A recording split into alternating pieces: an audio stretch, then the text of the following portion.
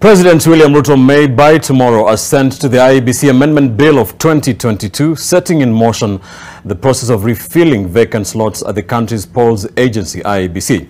This is after the Senate, in its special sitting today, approved the bill in its original form, effectively roping in the Public Service Commission and the Political Parties Liaison Committee into the process of nominating one member each into the IEBC selection panel.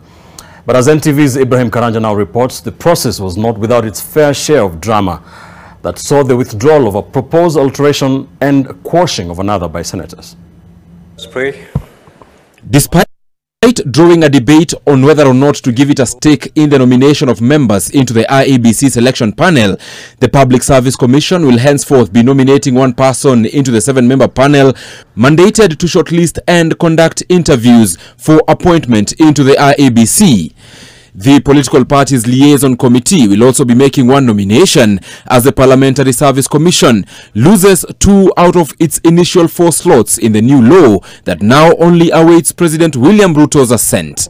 Senators had on Thursday raised concerns on whether granting the Public Service Commission a slot would fill the selection panel with possible allies of the establishment. Marsabit County.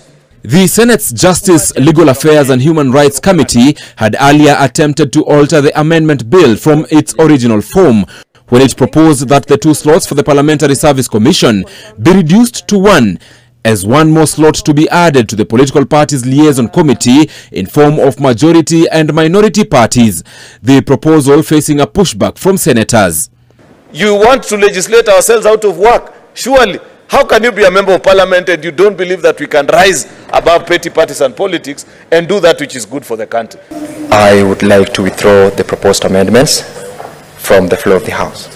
Liaison Committee. Nominated Senator Catherine Muma, who is also a member of the Justice and Legal Affairs Committee, also had her own alteration, seeking to completely strike out the Public Service Commission from the list. But also in terms of gender, because for the first time it is making it clear that even the PSC slots being 2, 1 man, 1 woman, and from the PPLC, 1 man and 1 woman, and representatives of the minority and majority parties. Let's not package the panel with people whose allegiance is to the executive.